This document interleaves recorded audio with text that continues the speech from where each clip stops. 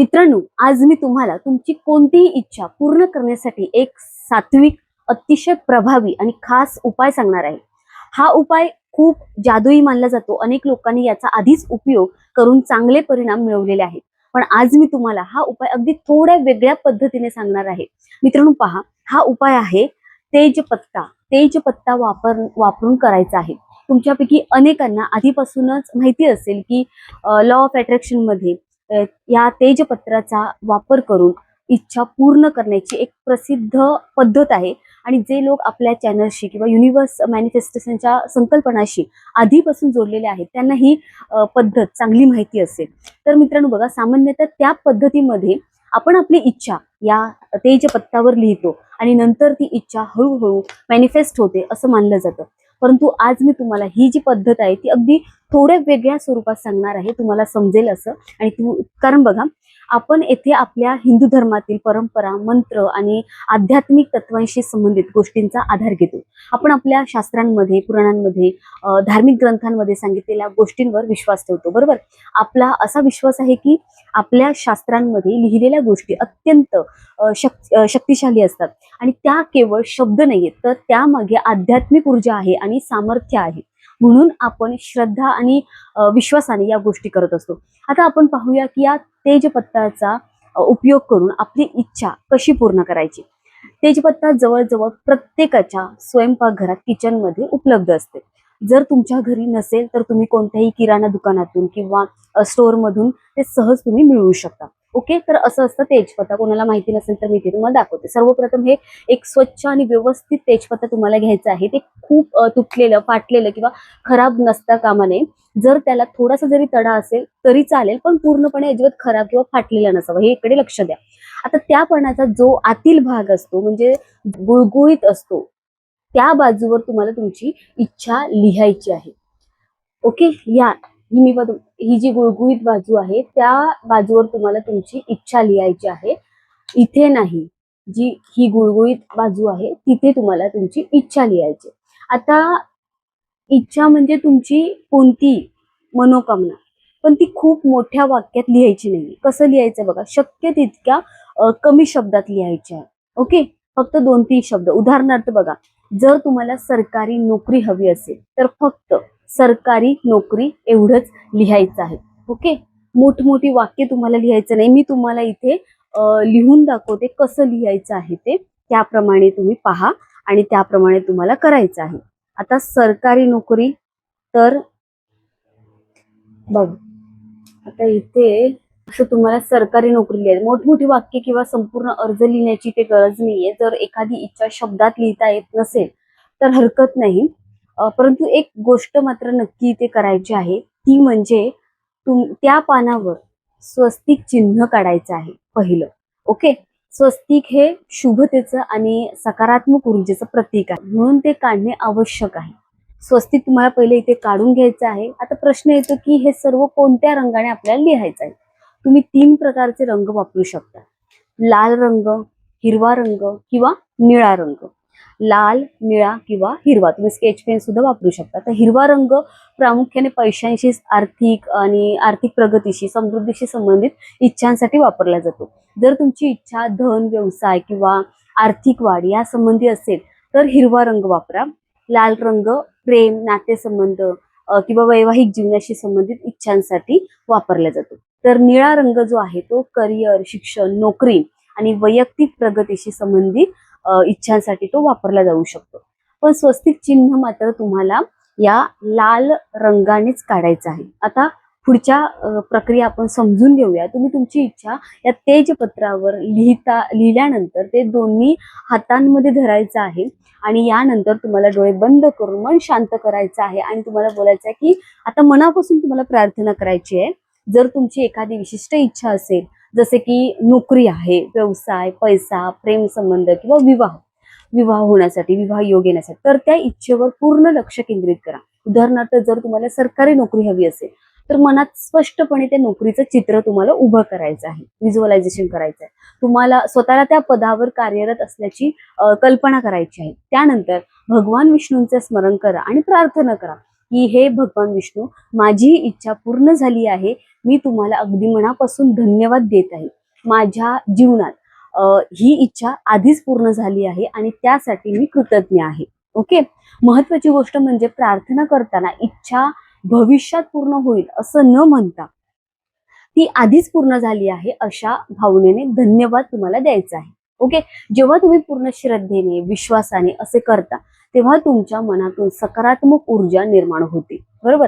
आता पुढचा टप्पा काय आहे? कापूर. तुम्हाला हे कापूर छोटे छोटे तुकडे माहिती आहे, असं कापूर घ्यायचं आहे. आता आपल्या हिंदू धर्मात कापुराला अत्यंत महत्वाचं स्थान दिलं गेलं आहे, माहितीये तुम्हाला. पूजा आरती असू दे किंवा धार्मिक विधींमध्ये या कापुराचा वापर केला जातो. असं म्हणलं जातं की पूजेच्या वेळी आपल्याकडून काही चुका झाल्या किंवा काही त्रुटी राहिल्या असतील, काहीतरी राहून गेलं असेल पूजेमध्ये, तर कापूर त्या नकारात्मकता दूर करण्याचं कार्य करतो. बघा, म्हणूनच जवळजवळ प्रत्येक पूजेच्या शेवटी आरती केली जाते, या कापुराने आरती केली जाते. तर या उपायात देखील आपण कापुराचा वापर याच उद्देशाने करणार आहोत. आपल्या इच्छेच्या मार्गात जे अडथळे आहेत ते दूर करण्यासाठी कापुराची ऊर्जा मदत करते. आता एक छोटासा कापुराचा तुम्हाला इथे तुकडा घ्यायचा आहे आणि तेजपत्ता आहे, तो काळजीपूर्वक तुम्हाला हातात घ्यायचा. यानंतर त्या कापुराला तुम्हाला पेटवायचा आहे आणि त्या जळत्या कापुराच्या सहाय्याने तेजपत्रावर तो तुम्हाला ठेवून द्यायचा आहे, जाळायचा आहे. तेजपत्ता पूर्णपणे जळून हातात नाही, खाली ठेवून द्यायचा आहे. शांतपणे ते सगळं जळून जाऊ द्यात, अजिबात घाई करू नका. मनात फक्त तुमच्या इच्छेचं जे काही चित्र आहे ते ठेवायचं आहे. जेव्हा तेजपत्ता पूर्णपणे जळून जाईल तेव्हा त्याची राख जी जमा होईल. आता ते राखेचं काय करायचं, तर जी राख उरली आहे यावेळी ती राख तुम्हाला हवेमध्ये उडवून द्यायची नाहीये. पूर्वी काही पद्धतींमध्ये ती राख जी उरते ती आपण हवेत सोडायचं, म्हणजे सोडून द्यायचो, असं कुंकर वगैरे मारायचं. पण यावेळी तसं काही या पद्धतीमध्ये करायचे, या उपायामध्ये तसं काही करायचं नाही. तुमच्या घरातील कोणत्याही झाडाच्या किंवा कुंडीमध्ये मातीमध्ये ती राख टाकून द्यायची आहे. जर घरात झाड नसेल तर जवळच्या कोणत्याही झाडाजवळ तुम्ही ते टाकून देऊ शकता. राख मातीमध्ये टाकल्यानंतर त्या ठिकाणी थोडंसं तुम्हाला पाणी घालायचं आहे. हे पाणी घालणं म्हणजे काय, बघा, हे का महत्वाचं आहे, कारण यामुळे तुमच्या इच्छा जी काय आहे ते इच्छेचं बीज जणू मातीमध्ये रुजवलं जातं अशी भावना तिथे निर्माण होते. जसे एखादे बी लावल्यावर त्याला आपण पाणी देतो आणि त्यानंतर ते हळूहळू वाढतं, तसंच तुमची इच्छा देखील योग्य वेळी पूर्ण होईल असा विश्वास ठेवायचा आहे. आणि यानंतर ती क्रिया पूर्णपणे त्या युनिव्हर्सकडे आणि ईश्वराकडे सोपवून द्यायचं आहे. ओके. आता सतत त्याच विचारात तुम्हाला अडकून राहायचं नाहीये. वारंवार माझी इच्छा पूर्ण कधी होईल, माझी इच्छा पूर्ण का झाली नाहीये, असा विचार करायचा नाही. विश्वास ठेवायचा की तुमची जी काही प्रार्थना तुम्ही केली आहे, तुमची प्रार्थना ऐकली गेली आहे. नकारात्मक विचार टाळायचे आहे, फक्त सकारात्मकता आणि श्रद्धा ठेवायची आहे. आणि हा उपाय अगदी श्रद्धापूर्वक करायचा आहे, कारण श्रद्धा आणि विश्वास हेच या प्रक्रियेचे सर्वात महत्वाचे घटक आहेत. आता या उपायाशी संबंधित काही महत्वाचे प्रश्न आपण इथे समजून घेऊया. सर्वात पहिला प्रश्न जो महिलांना पहिला प्रश्न पडतो तो म्हणजे, हा उपाय महिलांनी मासिक पाळीच्या काळात पिरियड्स मध्ये करू शकतात का? याचं उत्तर आहे होय. हा उपाय तुम्ही पाळीमध्ये करू शकता. यासाठी कोणती असे विशेष बंधन नाहीये, अशी यामध्ये पूजा वगैरे विधी काही नाहीये. तुम्ही कोणत्याही दिवशी हा उपाय करू शकता. आता दुसरा प्रश्न, हा उपाय कोणत्या वेळी करावा, विशेष काही टाइम आहे का? मी आधी सांगितल्याप्रमाणे हा उपाय सकाळपासून रात्री 12 वाजेपर्यंत कधीही करू शकता. पण जर तुम्ही माझे वैयक्तिक मत विचाराल तर ब्रह्ममुहूर्त हा सर्वात उत्तम काळ मानला जातो. तर ब्रह्ममुहूर्त म्हणजे साधारण पहाटे 4 ते 6 वाजेपर्यंतचा जो हा काळ आहे तो ब्रह्ममुहूर्त आहे. तर या वेळेत वातावरण अतिशय शांत असतं, आपल्या इच्छा लगेच ईश्वरापर्यंत पोहोचल्या जातात, कारण आपलं मन स्थिर राहतं आणि आपली प्रार्थना अधिक प्रभावीपणे त्या विश्वापर्यंत पोहोचते असं मानलं जातं. तर बघा, जर तुम्हाला या वेळेत करणं शक्य नसेल तर काळजी करण्याची अजिबात गरज नाही. तुम्ही दिवसभरात कोणत्याही वेळी हा उपाय तुम्ही करू शकता. आता तिसरा महत्वाचा प्रश्न इथे येतो, तो म्हणजे हा उपाय किती दिवस करायचा आहे. बरोबर. काही जण बोलतील 21 दिवस, 11 दिवस. तर हा उपाय सलग किमान फक्त 3 दिवस करायचा आहे. म्हणजे जर तुमची एखादी विशिष्ट इच्छा असेल तर त्या एकाच इच्छेसाठी सलग 3 दिवस, फक्त 3 दिवस ही प्रक्रिया करायची आहे. फक्त एक इच्छा 3 दिवस. दररोज नवीन तेजपत्ता घ्यायचा आहे, त्यावर तीच इच्छा लिहायची आहे, तीच प्रक्रिया पूर्ण करायची आहे. फक्त रोज एक तेजपत्ता नवीन. सलग 3 दिवस पूर्ण झाल्यानंतर तुम्ही थांबवू शकता ही क्रिया. जर त्यानंतर तुम्हाला दुसऱ्या एखाद्या इच्छेसाठी हा उपाय करायचा असेल तर किमान 5 दिवसांचे अंतर मध्ये ठेवावं लागणार आहे. कारण एकाच वेळी खूप वेगवेगळ्या इच्छा आपण त्या विश्वाकडे, युनिव्हर्सकडे पाठवल्या गेल्या तर ऊर्जा विखुरली जाऊ शकते, तर ते पूर्ण होऊ शकत नाही. म्हणून एकाच वेळी एकाच इच्छेवर लक्ष केंद्रित करणं अधिक योग्य मानलं जातं. तर 3 दिवस पूर्ण झाल्यावर 5 दिवसांचा गॅप द्या आणि त्यानंतर नवीन इच्छेसाठी ही प्रक्रिया, हा उपाय सुरू करा. जर त्याच इच्छेसाठी पुन्हा हा उपाय करायचा असेल तरीही 5 दिवसांचं अंतर ठेवणं योग्यच राहणार आहे. आता सर्वात महत्वाची गोष्ट इथे समजून घ्या, ते म्हणजे जेव्हा तुम्ही तेजपत्ता जाळून त्याची राख मातीमध्ये टाकता तेव्हा त्या इच्छेला, त्या विश्वाकडे पूर्णपणे समर्पित करून द्यायचा आहे. सतत त्या इच्छेबद्दल चिंता करायची नाही. हे होईल का नाही, कधी होईल, का होत नाहीये, माझ्याच बाबतीत असं का होतं, माझी कोणतीच इच्छा पूर्ण होत नाही, असं नकारात्मक प्रश्न अजिबात मनात आणायचे नाहीत. कारण शंका आणि भीती ही मॅनिफेस्टेशनची सर्वात मोठी अडचण मानली जाते. तुम्ही ज्या देवतेचं स्मरण केलं आहे त्यांच्यावर पूर्ण विश्वास ठेवायचा आहे, स्वामी समर्थांवर पूर्ण विश्वास ठेवायचा आहे. विश्वास ठेवायचा की योग्य वेळी योग्य प्रकारे तुमची इच्छा पूर्ण होईल. ओके. जर हा उपाय प्रेमसंबंधासाठी असेल, विवाहासाठी असेल करत असाल तर नात्यातील सकारात्मकतेवर लक्ष केंद्रित करायचं आहे. जर आर्थिक प्रगतीसाठी करत असाल तर स्वतःला आधीच समृद्ध झाल्याची भावना तुम्हाला अनुभवण्याचा प्रयत्न करायचा आहे. जर शिक्षण असू दे, परीक्षा असू दे किंवा नोकरीसाठी करत असाल, सरकारी नोकरीसाठी प्रयत्न करत असाल तर स्वतःला यश मिळाल्याचे चित्र मनात उभे करायचं आहे. आणि सर्वात म्हणजे काय, ते महत्वाचं म्हणजे नकारात्मक विचारांना अजिबात स्थान देऊ नका. नेहमी सकारात्मक राहायचं आहे. विश्वास ठेवा, तुमची इच्छा नक्कीच पूर्ण होईल आणि त्या विश्वासावर संयम सुद्धा बाळगायचा आहे. कारण इच्छा पूर्ण होण्यासाठी केवळ कृतीच नाही तर श्रद्धा, विश्वास आणि सकारात्मक ऊर्जा देखील आवश्यक असते. तर ही क्रिया जी आहे, हा उपाय अतिशय सोपा आहे, सात्विक आहे. तेजपत्ता, स्वस्तिक चिन्ह, तुमची इच्छा, प्रार्थना, कापूर आणि पूर्ण विश्वास या सर्वांचा एकत्रित उपयोग करून तुम्ही हे उपाय सहजपणे करू शकता. आता शेवटी काही महत्वाच्या गोष्टी इथे तुम्ही जाणून घ्या. तर हा उपाय विशेषतः समृद्धी, पैसा, करिअर, नोकरी, शिक्षण, प्रेम संबंध, वैयक्तिक प्रगती यांसाठी खूप लाभदायक मानला जातो. जर तुमचे पैसे कुठेतरी अडकलेले असतील आणि ते परत मिळवायचे असतील तरी देखील हा उपाय अनेक लोक उपयुक्त मानतात. जर व्यवसायात वाढ हवी असेल, आर्थिक परिस्थिती सुधारायची असेल किंवा नवीन उत्पन्नाचे स्रोत निर्माण करायचे असतील तर हिरवा रंगाचा वापर करून तुम्हाला इथे लिहायचं आहे. विद्यार्थ्यांसाठी देखील हा उपाय खूप चांगला मानला जातो. जर एखाद्या परीक्षेत यश हवे असेल, अभ्यासात लक्ष केंद्रित करायचं असेल किंवा चांगले गुण मिळवायचे असतील तर आपल्या इच्छेनुसार हे तेजपत्तावर तुम्ही लिहू शकता. उदाहरणार्थ बघा, इथे मी तुम्हाला शॉर्टकट सांगते.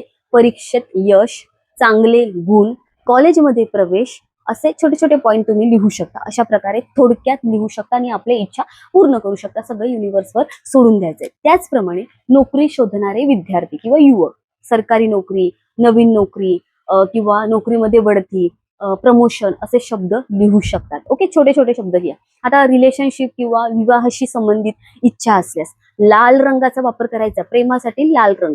पैसा आणि समृद्धीशी संबंधित इच्छा असल्यास हिरवा रंग वापरायचा आहे. तर शिक्षण, करिअर आणि वैयक्तिक यशासाठी तुम्हाला निळा रंग वापरायचा. असे छोटे छोटे स्केच पेन वापरू शकता.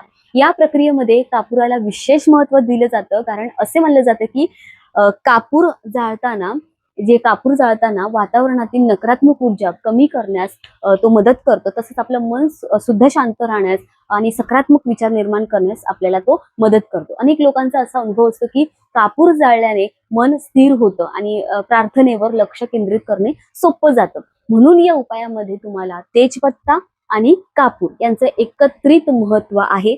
पण लक्षात ठेवा, हा उपाय करताना अजिबात घाई करू नका, शंका घेऊ नका, लोभ करू नका, लालची बनू नका. एका दिवसात अनेक इच्छा पूर्ण करण्याचा प्रयत्न करू नका. विश्वाला स्पष्ट संदेश द्या. एका वेळी एकाच इच्छेवर लक्ष केंद्रित करा. 3 दिवस प्रक्रिया करा. कोणती इच्छा असू दे, त्यानंतर ती इच्छा आपल्या युनिव्हर्सकडे, विश्वाकडे सोपवायची आहे. वारंवार तिचा विचार करून स्वतःला तणाव देऊ नका. सोडून देणे, लेट गो, हे या प्रक्रियेमधील सर्वात महत्वाचं तत्व मानलं जातं. तुम्ही तुमचे कार्य करा, तुमच्या ज्या काही गोष्टी आहेत त्या करत राहा. विश्वावर आणि ईश्वरावर, या देवावर विश्वास ठेवा आणि सकारात्मक राहा. बरोबर मित्रांनो? म्हणून मित्रांनो, अतिशय सोप्या पद्धतीने तुम्ही ही तेजपत्ताची टेक्निक वापरू शकता. फक्त तुम्हाला काय घ्यायचं आहे, एक तमालपत्र, हे तेजपत्ता घ्यायचा आहे, एक स्वस्तिक काढायचं आहे, तुमची इच्छा 2 शब्दात लिहायची आहे, प्रार्थना भगवान विष्णूंना प्रार्थना करायची आहे, स्वामींना प्रार्थना करा, कापुराने ते तेजपत्ता जमिनीवर ठेवून जाळायचं आहे. राख मातीमध्ये टाकून द्यायची आहे, त्याला पाणी घालायचं आहे आणि पूर्ण विश्वासाने ती इच्छा या युनिव्हर्सकडे सोपवून द्यायचं आहे. अनेक लोकांनी या पद्धतीचा उपयोग करून सकारात्मक अनुभव मिळाल्याचे सांगितलेले आहेत. तुम्ही देखील श्रद्धा, विश्वास आणि सकारात्मक विचारांसह हा उपाय करून पहा. नक्कीच तुम्हाला त्याचा प्रभाव दिसून येईल. विश्वास ठेवा की योग्य वेळ आल्यावर तुमच्यासाठी जे काही योग्य असेल ते योग्य गोष्टी घडतीलच. सकारात्मक विचार करा, नकारात्मकता टाळायची आहे आणि तुमच्या ध्येयाकडे सतत प्रयत्न करत राहायचा आहे. मेहनत करत राहा, प्रयत्न करत राहा. पुन्हा भेटूया अशाच एका नवीन आध्यात्मिक आणि प्रेरणादायी विषयासह. तोपर्यंत श्री स्वामी समर्थ. हर हर महादेव. ओम नमः शिवाय. धन्यवाद. श्री स्वामी समर्थ.